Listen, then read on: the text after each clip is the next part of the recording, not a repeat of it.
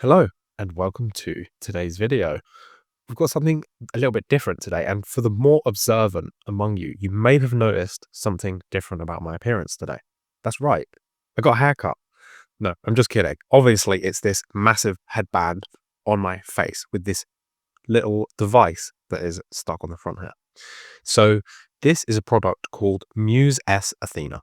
This is an advanced brain sensing wearable, and it's designed with a couple of functions in mind, namely cognitive wellness, sleep optimization, and mental training. So basically, it's like a biofeedback device that can listen to your brain and help you see what your brain is doing. So I'm actually going to take it off just so you can take a little look at this so you can see what it's made of and how it works. So this is the back of this sensor part just here. You can see there's a lot of different things going on. There's also a couple of sensors that you'll notice around the sides here, and these are supposed to go around where the ears are. When you're using it, you're supposed to take your glasses off. And in this section here, you'll see there are several different sensors. Now, I'm a little bit more of a health guy than a technology guy, so I don't know exactly which sensors are which, because you can see there's quite a lot going on here. But I'm going to walk you through what some of these sensors are, how they work, and what they're actually measuring and how they can help us. So first of all, we have EEG. This is a really hard word to say, but I'm going to do my best. So this EEG sensor measures electroencephalography. This is a very hard word to say. So this is primarily measuring brainwave activity. And there's a really cool feature on the app. So there's an app that this connects to on your phone. And there's a really cool feature where you can see your brainwaves in real time. It's actually very cool. It's very nice to see. And I also found it very interesting when I first started using it to see how the thoughts that I was thinking and also the way that I was thinking. And that sounds a bit strange, but we can think about things in different ways. Like if you're thinking about something more creatively versus if you're thinking about something in a more problem-solving fashion, versus if you're thinking about something and you're stressed, like imagine driving a car. That's a different type of thinking than it requires for me, for example, to make this video right now, versus working on some other type of creative project. And it's really interesting to see how your brainwave function changes, and this sensor is what's measuring that. Next, we have a sensor that's called an fNIRS, functional near infrared spectroscopy. So the primary functions here are measuring blood flow and oxygenation levels in the prefrontal cortex. This is basically the brain center for focus, decision-making, and self-regulation. So this is really cool because it shows us how hard our brain is working, like how much cognitive load we're currently experiencing. It also helps you track your mental endurance over time. So it's not just a snapshot of focus, but it's how are you sustaining this focus. As somebody that experiences a lot of ADHD-like symptoms, but also can occasionally get into very deep flow states where I have very profound creativity, I'm really interested to explore and see if I can figure out the difference between these states, like using this headband, and try to make this more consistent. There's another sensor, a PPG sensor. This one I cannot even say. I'm not even going to try. I'll stick it up on the screen to tell you what it stands for. The function of this sensor is to measure heart rate variability, and blood oxygen saturation. Out of all of these, you know, the one that I'm the most interested in is heart rate variability, because heart rate variability is probably the best metric that we have that allows us to measure parasympathetic nervous system activity. This is the same information that you're getting from like an Oura ring, for example, but when tied in with all of these other sensors, all these other features, there's brain function, etc., could be really interesting to show us how is your cognitive load, how are the things that you're thinking about influencing your heart rate variability. I'm really interested to explore to see if I can improve this. And finally, it has an accelerometer and a gyroscope. So these aren't really the type of sensors that you would be thinking about when we're talking about these kinds of sensors. But what they do is they measure movement, position, breathing patterns, posture, and head tilt. This is more important for motion-based meditations and the sleep features. So it's going to allow you to track what's happening when you're doing these breathing exercises, when you're doing sleep, when you're using these sleep features. It could also potentially help you see if you're feeling restless while you're sleeping. So having looked at all of these different sensors, it kind of gives you an idea of the different things you could be looking for, the different ways that you could use this. Now, everybody is going to be using this differently. The primary things that I'm looking for to get from this are, I would like to ideally improve my heart rate variability as much as I can, especially during the day. Historically, I can get very good HRV scores during the night. So I can have a heart rate variability of over 100 according to the Aura Ring, which is exceptionally good for my age. But during the day, my heart rate variability drops to between 10 to 20 ms, which is actually quite low. And I think this means that I'm in a heightened stress state during the day. I'll be interested to see if this device shows me the same results, because again, I only have one data point being the Aura Ring, and not all smart tech is 100% accurate. So I'll be interested to see if that proves my point or if that provides some contrasting information. And if it does, hopefully I can use it to try to improve my heart rate variability during the day. And I also want to use this to try to overcome some ADHD-like behaviors or attention deficits in trying to get myself into more creative and more flow states, using this as a form of biofeedback to try to help me figure out, how do I do that? How do I basically use the biofeedback that this device is providing me to help me get into these states more consistently and more predictably as well? Because right now it's a bit of, I don't know why it happens. Sometimes I'm really creative and focused, and sometimes I'm not, and I don't know why. I can't figure out why. And I'm hoping that this might help to provide some insight and then to make it more predictable, so I can figure out, how do I get into this state? And I know a lot of it is going to be in the cognitive and thought process. A lot of this is connected to your gut and to your stress load and to your mood. And there's all these other factors, but I know I've seen amazing changes when I can work on my brain rewiring. If I can change my thoughts and beliefs, if I can change the way that I'm thinking about things, it's changed my life. And I hope this is going to help me do the same. So what I'm going to do now is I'm going to take this device and I'm going to use this. I'm going to be as consistent as I can. I'm going to try and use it every night for about 2 weeks. And my plan is I'm going to report back in and I'm going to tell you what's happened, what have I noticed, what have I experienced. And if this does prove to be interesting or insightful, I would also consider doing another video, potentially in a couple of months. So if you would be interested in that, you have to let me know. Leave me a comment below. I only want to make content that you're really interested in seeing. I might do a longer term experiment, and maybe I'll consider looking at some other features that this might be able to help with, like the sleep, for example, because overall my sleep is pretty good, but there's always room for improvement. For example, sometimes the time it takes me to actually get into bed is a little bit challenging. Sometimes it gets to like midnight and I'm still not asleep. And you know, this is technology. This is like, life is busy. If I could somehow use this to help me build a habit, a routine of meditation, of winding down before I go to bed to get myself in a better sleep cycle, that could be really helpful. So I might be interested in doing that, but I don't want to necessarily make a video about it unless you're interested about it as well. So be sure to let me know. So here I am, a little under 6 weeks later. No, that's not the plan, but things don't always go to plan. So let me tell you what happened. First of all, you can see my background is completely different. And I was recording my last video in my mother-in-law's house. So we were staying in a house while we were trying to close on a property. We've now purchased that property and I'm recording from that property. If you have ever bought a house before, you know that nothing goes to plan. Everything is a big mess. And that has been true here as well. So this has been one of the most turbulent and challenging, but also most fruitful and growth-oriented periods of my whole life. And whilst I can't say I've been consistent with using my Muse, I have used it with significant beneficial effect. So I personally have a bit of an ADHD sort of personality behavioral pattern. And one of the things that people with ADHD struggle with the most is consistency, especially in being with themselves. So for example, maintaining a consistent meditation routine for a neurotypical, an average person is already hard, is already a very challenging thing to do. If you have any type of neurodivergence whatsoever, it's much harder. The deck is stacked against you. It is much harder to do. And what I have found to actually be the best way to improve my consistency as much as possible is to not be so hard on myself when I'm not ruthlessly consistent. So with this sort of thing, with this sort of like biofeedback, with any meditation practice, consistency is key, because the more you do it, the more data you collect, the more opportunity you're giving the device to actually work. But there is no point in being so hard on yourself, because if you aren't able to be consistent every single day and then you end up beating yourself up about it, it actually makes it harder for you to get started again. So I like to just sprinkle a hefty dose of compassion. I'm doing that here as well. So I wasn't as consistent as I'd initially planned to be. However, I did get a good 10-15 meditation sessions in. I experimented with a lot of the different features that Muse has to offer as well.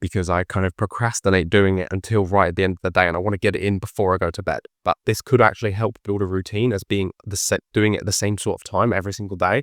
But I actually don't feel like meditation before bed is necessary for me, because before I fall asleep, I go into a very naturally meditative state. And I also feel like what I really need is meditation earlier in the day, because that's when I feel my brain is the most scattered. So this journal prompt reads, meditate after the bath, feel calm and relaxed, became aware of a lot of health anxiety and fear, and aware of how much my brain is always thinking.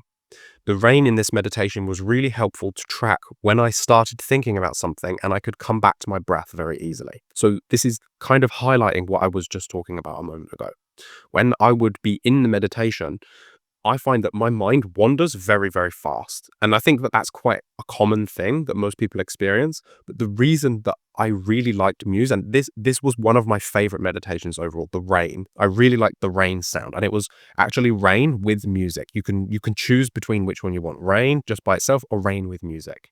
And I chose to do the rain with music because it's a little bit more sensory input, which I actually find helps me to calm down a little bit. I need enough stimulus to slow down. And what I found really interesting was the music in this and the rain actually sounded like one of the video games that I used to play that brought me a lot of safety, a lot of security. And I found that it just brought all of these kind of like feelings and emotions inside of me where I was like, oh, this is really comfortable. This is really safe. This feels really nice. I feel really good here. And I was really aware of that, and I was feeling that. And then I would notice my brain would start to like move onto a thought. I would think about, oh, I have this thing that I have to do for work, or I have to do this. And the rain gets louder, and then I hear it with my ears, and I'm like, oh, I'm thinking. And it helped me bring myself back to my more of a sort of a somatic awareness on my breath. And it was really, really helpful because for me, when my mind wanders, I find it very difficult to notice that my mind has wandered. And sometimes it can take me 3, 4, 5, 6 minutes to realize, oh, I'm actually not meditating. I'm thinking about something. And having that real-time feedback reduced that time between when my mind started to wander and when I actually realized that it had started to wander. And it was literally like 5 seconds, 6 seconds. So even though this was a relatively short meditation, I've got it here as roughly 11 minutes. So it's not the longest meditation. It's not bad. But the thing is, if I do a meditation normally without the help of the Muse, I might be meditating in total for maybe like 3 minutes, because the other 6 minutes, 7 minutes, my mind has just wandered off somewhere. In this case, I actually meditated for the majority of it. There was maybe a total of 1 minute where I wasn't in a meditative state. So this actually helps so much because it makes the time that you spend to do meditation even more productive, which again, for me is really, really important, because if I have a meditation session and I look back and I think I didn't really get anywhere, I didn't get into a meditative state, I was just thinking the whole time, it is really demotivating, and it makes me want to do it less the next time. And it's really important to kind of break that pattern as much as possible, because if you can start to have positive experiences and you get positive reinforcement with doing something, every time I think about meditation now, I think, oh, I actually had some really good experiences. And when my brain is wandering off and and I'm not aware of it, I don't have to try and rely on myself. I can rely on the Muse, and it helps bring me back. This next one here is when I tried doing a different type of experience. So the first ones that I've talked about were the brain training, right? Basically, where the biofeedback from the device is measuring your brain waves, which is, for me, is the absolute best feature of Muse. And I mean, like, it's a headband, it goes on your head like this. If I just wanted to measure my heart rate variability, I could use my Oura Ring. Like, for me, Muse is the brain. It's all about your brain. So in this experience, I tried to do the heart biofeedback. Then this was the note. This is what I wrote. I didn't enjoy this experience so much. I prefer biofeedback for brainwave versus heartbeat. I have a strong feeling of being able to determine sympathetic versus parasympathetic dominance, so the biofeedback is not very helpful. So for me, I didn't find this helpful, but I have spent a lot of time connecting to myself. Like I've said, I've done a lot of body-orientated therapies. I must have spent 400 hours doing something like somatic experiencing already. I've cultivated this skill a lot, and the biofeedback that it provides me here is not very helpful. But however, it might be really helpful for you. If you're somebody that is stressed all of the time, if you're somebody that you live in fight or flight, you find it really hard to actually slow down, to take a breath, to move through your day and still be productive. I'm not saying like you just go and lay on your bed and you don't do anything. I mean, you're still going through your day, you're still working, you're still doing productive things, but you're not doing it from a place of just like stress and stress and stress and chaos and your mind is all the time. You're doing it from a place of, oh, I'm in a flow state. I have abundant energy. I'm feeling creative. If you're somebody like this, being able to figure out you using this meditation style when you're in sympathetic versus parasympathetic dominance, and the way you do this is the heartbeat is basically an indicator of whether you're in a sympathetic or a parasympathetic state. So whether you're in fight or flight or rest and digest, and it determines this by the space in between the heartbeat. So this experience provides you with real feedback as to what your heart is doing. So if your heartbeat starts to become more consistent, you know that your brain is thinking, you're worrying about things, and you're moving into more of a fight or flight nervous system state. And if the heartbeat is becoming a bit more relaxed and a bit less consistent, and there's a bit more variability in between each of those beats, you can then become aware that you're actually moving into a parasympathetic, more rest and digest state. So for me personally, this was not valuable. But I do believe that this could be one of the most valuable features for you if you are someone that struggles with sympathetic dominance and you find it very difficult to get into a parasympathetic nervous system state. Now, this is a bit of a different experience. So you might want to hold on to your hat for this one, because I did a coffee enema. Coffee enemas are something that I have done as a part of my healing journey. I've done over 1,000 coffee enemas, and I haven't really been doing them for a while. I paused on them about 2 or 3 years ago because I felt like my body didn't need them anymore. But I did some kinesiology recently, and I became aware that my body was asking to do some more coffee enemas. So I thought, well, what I used to do when I did a coffee enema was meditate. I would listen to a meditation, a body scan, a guided meditation, something. And the doing meditation whilst holding my coffee enema has actually provided some of the most profound healing and the most emotional and cognitive breakthroughs that I've had in my whole healing journey. So I thought, why not give it a try? Why not try doing a Muse meditation, 15 minutes, which is how long you hold the coffee enema, whilst I'm doing one of these coffee enemas, Muse meditations, bring them together. So I did, and I had a really profound experience. So let me elaborate on what happened. So this was one of the brain-based meditation experiences. This was a campfire. So it's like you can hear the wind whistling in the background and you can hear the fire crackling. And if the fire starts to kind of like engulf, like it starts to get big and you hear lots of crackling and the wind picks up, then your brain is thinking a lot. And if it starts to calm down, then your brain is becoming calm. I actually found it very difficult to follow the biofeedback during this meditation because there was so much other stuff going on inside of me, somatically in my experience of my body, and also emotionally as well. So I'm going to tell you about that. So the journal entry reads, I did this meditation whilst holding a coffee enema. Very interesting experience of reconnection to the body. Warmth flowing into the extremities from the liver, almost like the liver blood was traveling to the limbs. In the gut, there was lots of gargling, but the coffee enema was very easy to hold. I don't enjoy the campfire as much as some other biofeedback options. I think the birds are owls instead, which is a nice touch. So let me break this down for you a little bit. So there's this idea in more of an Eastern approach, more like TCM, that the liver blood nourishes certain aspects of our body, particularly the tendons, the ligaments, and the eyes. And if you are experiencing a deficiency in liver blood, then these areas of your body don't get nourished. And for any of you that have been following along with my health journey, you know that I have some problems with like joints, connective tissue, and some problems with my eyes. These have been some fairly significant contributors to my healing journey. And this experience was very interesting because the Muse was helping me bring my awareness into myself, and I could feel this sensation like my blood that was almost like stored in my torso. Imagine like my torso was like a tank of blood, and I could feel it almost like diffusing out through my arms, almost like this like lubricating oil, like just coming down and really going all the way to my extremities, and my hands and my feet. It felt almost like this feeling like blood pooling, like the blood was just oozing out into my extremities, but in this most relaxing and this extremely warm and comforting feeling. It was kind of a little bit associated with this feeling of like such a deep relaxation that you almost kind of feel depersonalized. Like you almost don't feel like you're in the real world, like that sort of deep state. So it was really interesting to experience.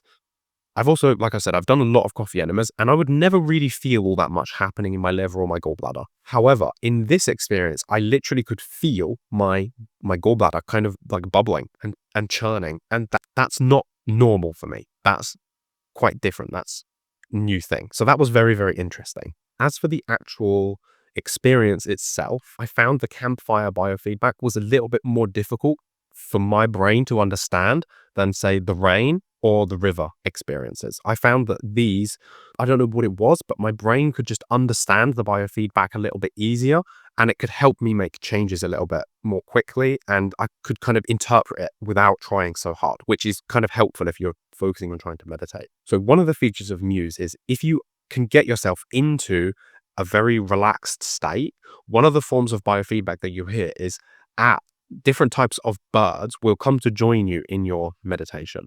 So say, for example, you're doing the river meditation. If you're saying calm, you'll hear like this like tweeting of like little birds in the background. And it's kind of nice because it's like the device is saying, you're relaxed. You should realize that this is what relaxation feels like. And it's kind of nice because you're like, oh, I am relaxed. I am doing this. I'm relaxed. This is good. I'm doing good at this.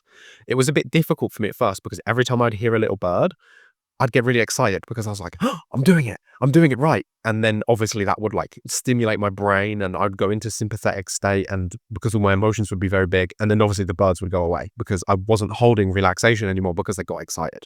So this was something that took a little bit of getting used to. But over time, it actually became really nice to start hearing these birds chirping in the background. And I don't know if this is by design. I don't know if the developers of Muse actually know this or not. Maybe they do. They seem to be pretty smart guys. I'm not sure. But something I found really interesting was that bird song, or being able to hear birds in your environment, is one of the oldest nervous system safety signals that we have. If you think about this, go back tens of thousands of years, when we would be walking through the forest, if you can hear birds chirping around you, it means there's no predators, it's a lovely day, we should be relaxed, we're out foraging, we're looking for food, everything's going really, really good. And then all of a sudden, if you hear stillness, all the birds stop. There's a threat. There's danger. And now we live in houses where it's just silent all of the time, or you've got car noises and stuff, but you don't hear these birds chirping. And our nervous system has evolved over thousands of years to hear these birds chirping. So it's actually really nice when we're doing this meditation, when we're having these experiences, and then you start to hear these birds, it's like, you're safe, you're relaxed, you're calm, everything's okay. And it's a really cool form of biofeedback, but it is also going so deep into your physiology, into your ancestry. We are wired to have this signal of bird noise in the background tell us that we're safe. So don't know if that's by design or not, but I'm a big fan of it. And in this meditation specifically, where you're having this experience where you're around a campfire, I'm not 100% sure if this is actually what was happening, but I believe that the birds were swapped for owls. So you would hear these owls kind of like hooting in the background. And it was really, really cool. It felt very immersive. It was actually quite pleasant. So overall, I liked the experience, but for me, the biofeedback wasn't the best. I'd much prefer the river or the rain. Now, I want to share one of my final experiences, and then I'm going to give you a breakdown on my overall opinion of what this was like for me, and whether I think that you should consider buying your own Muse and having your own experiences. So in this final experience, this was actually my best meditation of the whole thing. And I was able to collect data from this and draw some very interesting conclusions that helped me figure out how can I actually get better meditation experiences, and basically using this biofeedback, how can I attune to what my body needs for me to feel good? And for me, that's literally all that counts. If I wake up and I feel good every single day, I am effortlessly productive. I have a great time. I'm social. I'm naturally extrovert. I have charisma. I have creativity. Any like chronic pain I have in my body is less. My digestion is better. Like if I can just feel good consistently, for me, that is the single best thing that I can do for my life to just explode in the best kind of way possible. And using this So this meditation specifically helped me figure out so many things as to how do I get this good feeling on a daily basis. So I'll read you the journal prompt. So it reads, body very tired, fed and clean, feel very satisfied. These are my best conditions for meditation personally. I felt effortless gratitude for my life and all of the good things in it. How does that sound for a meditation? That is what you want. That is what you're trying to get out of these kinds of experiences. So what I learned here was I did this. I used Muse on this day towards the end of the day. So this was about 8 p.m. So not right before bed, not as good for me. So this was before then. This was in the beginning of my wind down window. And on this day, I have a lot of physical activity. So like I said, we just bought a new house. It's actually a small farm. So I was just basically working in the garden for most of the day. I was using my body. I was lifting heavy things. I was doing a lot of physically exhausting work. We came in, I got super cleaned up. You know, when you're in the garden, when you're in the garden, you know, you're cleaning poo and you're like working with the dirt and you're moving like wheelbarrows of stuff around and you're cleaning things. You get really dirty and it makes you when you come in, you want to have a real, like a good deep clean. It's not just like usually for me, what do I do in the shower? I wash my hair, wash my face, wash my armpits, wash my bits and I'm done. You know, I get out. Whereas when I have a day like this, I come in like I'm covered in sawdust. I've got soil everywhere. There's just like a jungle growing in my hair. You have to do a really deep cleanse. So it's like a full body scrub, you know, all the arms, all the legs, everything. So I was super clean, but also really, really tired. And it felt worth it to clean myself this well. Yeah, I don't get the same feeling if I'm not really dirty. And if I try to do a deep clean, it doesn't give me the same feeling. I have to be really dirty first and then I get clean and it feels really nice. And then I had a really nice meal. It was just me sitting down with John. We had a nice experience together. And then I just felt through my body. I was like, I'm exhausted. I'm just going to go and lay in my bed and brain rot on my phone for a little while. And it was amazing. It was actually such a fulfilling experience. And I know sometimes like if you get stuck on like short form video content or on social media and you can scroll for hours and it just doesn't have any kind of satisfying feeling, like you leave it and you just feel drained or you feel empty. It was not like that. I was so full. My cup was so full from having this full day and then doing this music experience that I just spent the rest of the evening, you know, watched some YouTube videos, spent some time with Jonna. It was just amazing. And during this experience, I could just feel all of this gratitude coming to me without effort. And this is such a unique experience because for a very long time, I've tried to practice gratitude meditations and it almost feels like you're forcing it. Yeah, like you're like, what do I have to be grateful for? And especially when you have a history like me, where you have chronic pain, you've had chronic health problems, you've been on a restricted diet, only eating 5 foods for 5 years. And it's just like, at that point, you're like, what do I have to be grateful for? But now all of this has changed. My life is so open. Like I have a job that I love. My health is the best that it's ever been. I have an amazing wife. We bought a house. We're going to build a family. Everything is going so, so well. And this just gratitude, just I just feel it. But for me, it feels like this vortex kind of spinning in my chest area. And it's just like radiating out and it's doing it without me even trying. I'm not even trying to find gratitude. I'm just like, wow, look at all of these things that I'm receiving that I'm so grateful for. And I would not have had that experience if it wasn't for this Muse experience. So I now want to give you my overall conclusions, and you might think that I've been kind of sucking up and just giving you all of the good things. I'm not like that. I really prioritize integrity. I really want to give you as much of a critical review of this piece of hardware or software as is necessary to help you make an informed decision as to whether this is something you should incorporate in your life or not. So I'm actually going to start with some of my criticisms about this product. So first of all, it came in this kind of quite flimsy packaging actually. And now when I'm using it, I just leave it out because the packaging is not good. What I think would work really, really nicely with this is, you can see this is quite small. If you fold it like this and like this, it's quite small. This would very easily fit in something like a glasses case. I remember I've seen some people that have glasses cases that are like tubes. So it's like a tube with like a little cap on the top that opens. This is a little bit expensive, you know, and this is quite small and it's very valuable technology. So the fact that this now just sits on my bedside table, just like this, and it's just out and someone could knock it off and it could get broken. I really don't like that. And I think it really wouldn't be that hard to provide a little bit of a better packaging option, not just so that it ships. When it shipped, it came in like a nice box and it was safe and everything. I wasn't concerned about that. But especially if you have kids, or like I said, we've got a farm now, so I'm like walking around the house all the time. I'm moving things. Stuff is happening. We're redecorating. There's a lot going on. I think that considering like how valuable this is, just having a nice little place to put it would be really, really nice. Just to give you an example, I just have this sitting on my desk. Like this is another piece of technology that I have. It's like a wireless microphone. Look at this casing. It's robust. I'm not concerned that anything in here is going to get broken. I would love to have something like this, and this, you can actually pack it. I'm trying to make sure I don't fold over any of the sensors. So even just doing like this, you can get this very small. You could put this into some hard plastic and I would feel much safer with this. So this is one of my biggest criticisms. The second criticism is that the onboarding, so the thing in the app, is a little bit frustrating. I understand why they've done it, because if you're new to biofeedback, you don't know how this sort of technology works, you do need somebody to walk you through it. So if you're not the most technologically advanced person, and like, for example, a lot of my clients, they're like in their 60s, they're not super interested in learning about like AI and all of this new technology and all these new things that are coming out. They just kind of want the result. If you're somebody like this, having this level of detail in the app could be really helpful, because you can just go from step 1, step 2, step 3, and it's all listed out in the order of what you should do it. That could be quite nice.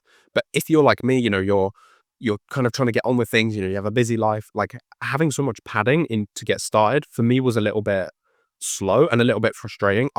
What I would have really loved was there's like a crash course. It's like, instead of exploring all these different features and having these people walk you through all these things, which, like I'm saying, it actually could be really nice for some people, but for me it was a bit of a drawback, because I like to go a bit fast. Maybe that's actually the problem. Maybe that's why I do need to meditate so much, but I do like to go fast. I don't want to waste time. I'm here to live. So I would have loved if there was like a crash course, everything that I need to know summed up in 20 minutes, for someone that's a fast learner to just be able to blast through it much more quickly. That would have been really nice for me. When it comes to getting a signal, so when you put the headband on, all of these little areas here where you've got this sort of different color, you can see here all these different colors, these are all sensors. I found that with putting this on, I didn't have any problem with getting the sensors to work at all.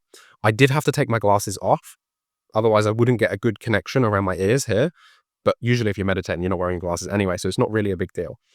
I would be really interested to see what it would be like measuring my brain waves whilst doing other activities. So I know that this is really about meditation experiences. I'd be really interested to wear this, like whilst I record a YouTube video, or whilst I do a consultation, or whilst I drive in the car.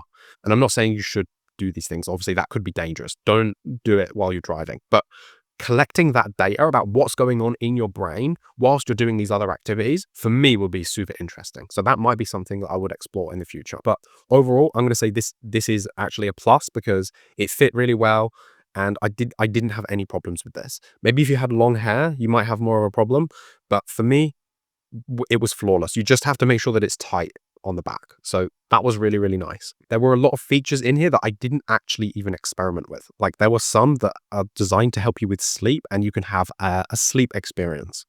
Now, I'm not sure how effective these would be. Personally, I prefer to keep electromagnetic radiation to a minimum, and having something that's emitting electromagnetic radiation stuck to my head while I'm asleep, for me, that's a big no. I wouldn't do that. I know it's only using Bluetooth, and I do think, as with regards to electromagnetic frequencies, Bluetooth is probably on the safer end. I'd still rather not have it on my head while I'm asleep. And one thing with these different types of electromagnetic radiation is that distance really makes the difference. And this is literally as close as you could possibly get. You've got maybe like 1 centimeter of foam between this and your brain. And that's kind of by design, because you're trying to read your brain waves. So I think for the meditation experience and for the biofeedback, very valuable. For me personally, I actually have pretty good sleep, so I'm not really worried about that. If it did help you with your sleep, then I wouldn't be so opposed to it, but I am always cautious when it comes to electromagnetic radiation. So there's that for you to consider as well. Finally, one thing that I did find a little bit frustrating, and this is kind of common now, this is the modern world that we live in. You can buy it, and there are a lot of features that you can use just with buying the thing, but there are some higher level features included in this where you need to pay a subscription. And I don't know what that's like for you, but for me, I try to keep my subscriptions to a minimum. Otherwise, I end up having like 50 subscriptions and I've just got money like flying out of my ears. I kind of find the subscription model to be a little bit frustrating, and I'm very careful to curate what subscriptions I have active at any given time. For example, I told you I have an Aura ring, and I do use the Aura ring, but I don't use it all the time because I don't want to be paying that subscription. Now, it's not unreasonably expensive. It's something in the $10 to $20 range. So it's relatively low, but you can't just look at it individually. You have to look at how subscription models work, and that you end up getting stacked up with like 50 different, you've got your Netflix, you've got some health subscription, you've got your other smart tech, and then it adds up, So if subscriptions are not something you're interested in, I will say for the experience that I've had with this, I haven't had access to these additional subscription benefits. And I'd still say this was pretty good. This was more than worth it. But some of the additional features, they did look really nice. And I did get a pretty big sense of FOMO. Like I feel like I'm missing out because I didn't have access to them, because some of the features looked really cool. So they're my biggest issues that I had with it. But now I want to highlight my features that I really liked about it, the benefits that I got from it. So first of all, having a physical thing, like a physical like device in my environment, was actually really helpful to be more consistent with having meditation experiences. Meditation is amazing. And this is far more than just about meditation, but meditation alone has many benefits, but you don't get any of them if you don't meditate. And for me personally, I find it really, really hard to actually get started with meditation. Almost always, I'll leave a meditation and think, I love meditation. Why don't I meditate more? For me, it's getting started that's really, really difficult. Having a physical device in your physical environment that you can have as like a visual cue that you should meditate, actually really, really helpful. And not only that, the fact that the biofeedback that it gives you makes your meditation experiences not only more productive, but also more pleasant, as in the biofeedback actually makes it so much easier to do. I think it's a win-win, really. The battery capacity seems to be pretty solid. I basically charged it once in all of the times that I used it, and it was never really an issue for me. One thing is you can't charge it and use it at the same time. So that could be a little bit annoying, especially if you go to have a meditation experience and you realize you run out of charge. That could be a bit frustrating. But generally, I think battery capacity, pretty good. If this was a device where you had to charge it like between every experience or between every like 3 or 4 experiences, I would be a bit frustrated with it. But it really, I don't think is a problem at all. Pretty good battery capacity. It's also a USB-C style of charger. So this is the same as basically most smartphones now, which is really, really handy. I find it very annoying when they use one of the old USB A or B type chargers. It's very annoying. So very, very convenient. As I've mentioned before, there are lots of different styles of experiences that you can have. And for me, I really found one of them to be the best. So you've got mental strength, heart, body, breath, and mind-based experiences. And for me personally, I tried all of them. The one that really, really worked for me was mind. And if you're asking me my genuine opinion, the reason you get a device like this is because you want to work on your mind. It's literally your brain waves. It's your brain. So these style of meditation for me, this was the game changer. Overall, I would say if you're looking for these other styles of meditation experience, I don't think it would be worth it, because it isn't the cheapest piece of technology out there. I don't think it's unfairly priced, considering there is literally nothing that is like this. It's pretty unique and it's pretty special. Normally you have to pay upwards of something like $200 to go and have one single biofeedback session. And then, you have to drive, you have to get there. It's a lot of work. Then you have to pay for it, and you have to pay per session. Whereas with this, for the cost of like 2 or 3 biofeedback sessions, you have a device that you can literally access from your bed. Like how good does that sound? So it is pretty good overall. But I'd really emphasize that for me, the key highlight was the effect of looking at the brainwaves and seeing how these worked during meditation. The other things for me weren't as strong. And I'm not saying that they wouldn't be strong for you. Like if you're trying to cultivate somatic awareness, or if you're trying to improve your sympathetic, parasympathetic nervous system state, those other features could be really good as well. But for me, it was really working up here. This was where I felt the most benefit. So I would be really interested to hear from what I've told you. What do you think? Leave me your comments below.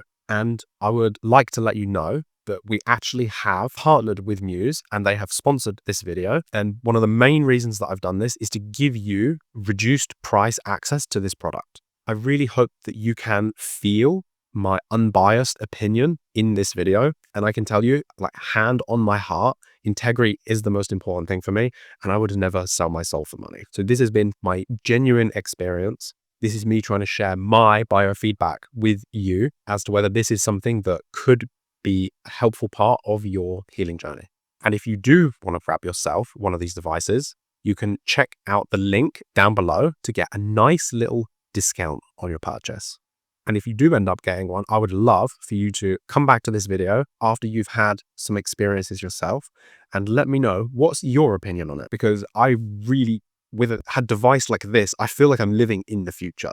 This is stuff you get in sci-fi books, sci-fi movies, you know, brain biofeedback from the comfort of your bed. Can you believe that? I can't believe this is the world that we live in. So that's everything from me today. I hope you found this really interesting and helpful, and I would really love to hear from you. If you do grab yourself one, make sure you click the link below so you get a nice little discount on it. Take care, and I'll see you in the next video. Bye-bye.